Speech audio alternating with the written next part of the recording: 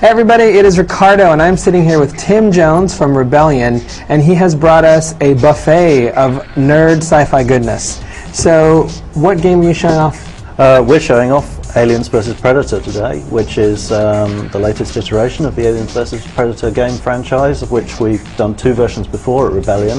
The version on the Jaguar in the mid-90s, and then the version on PC that came out back in 1999. And again, like those previous versions, you get to play from all three different perspectives: the Alien, the Predator, and the Marine.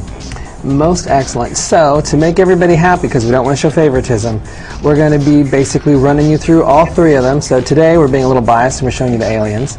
So we're going to jump right into it. So this is the beginning of the Alien campaign, and as you'd expect, it starts out with somebody getting horribly eviscerated. So take us through what's going on right now. Okay, well, we're on a planet called BG-386 here, where the Weyland-Yutani evil corporation has set up a colony. They've discovered some ancient predator ruins, which they've been excavating, and in the process they've uncovered some alien eggs.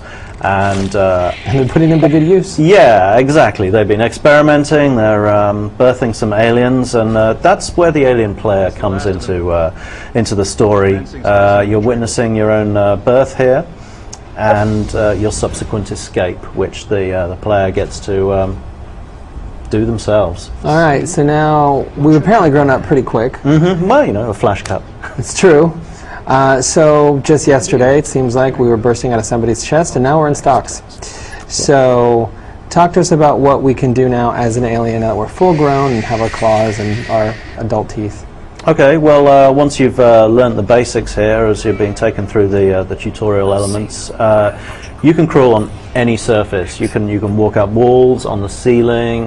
You can move with frightening speed, and you can also leap from surface to surface, like with real ease. We've got a little targeting reticule there in the middle of the screen, which always indicates which way the floor is to help you with your orientation. But it also shows you whether you're hidden in darkness or light, or if indeed a surface ahead of you is within range for you to be able to leap straight to it. So you've got like that level of agility, which is kind of unprecedented in games, but is a really, really empowering ability. But it's absolutely essential to the alien to have that level of agility, because you don't carry weapons or guns of any kind, so you are essentially the weapon yourself. You have your claws, your tail, your teeth, and it's up to you to close the distance to your prey. And once you get there, well, then, you know, your prey's in trouble. And so you mentioned the light and dark aspect of it, and he seems to be kind of hanging out in shadow. But we can also, there's this vision thing happening, so can you explain to us what alien vision is? Okay, well, I mean, the alien has a unique way of perceiving the world. His senses are very powerful. I mean, it's obviously left somewhat ambiguous in the movies as to whether he's got eyes or not, but in the game, we've made sure that you can clearly see your prey, even through walls, so you can see the pheromone outline there, which actually changes colour depending on how much of a threat your target is. Like, it's green if they're unarmed, they're red if they're armed. But you can also see in the darkness wherever you are as well. You've got ways of basically, no matter how dark it is, you can still make out the environment around you, which gives you a definite advantage against the AI, which is, well, when they're in the dark, they are blind, but you're not.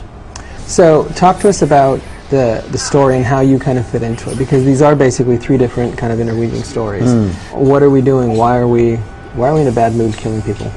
Well, I mean, wouldn't you be if you were being experimented on in a laboratory? Maybe. I think it's, you know, it's pretty fair that these guys are they're treating you pretty badly, and it's natural that you want to escape, that you want to free your queen, and ultimately, as far as you're concerned as an alien, it's about survival. It's about the survival of your hive, of you know, the rest of the aliens, and in terms of the general story for the rest of the game and how it relates to the other species, it's essentially your actions at the beginning of the alien campaign that kick off the story for the others, because the outbreak of the aliens from the laboratory leads to the overrunning of the colony, and that's the point at which the Marines come in to try and rescue some people, and when the Predators go in to try and kind of hunt down everybody that's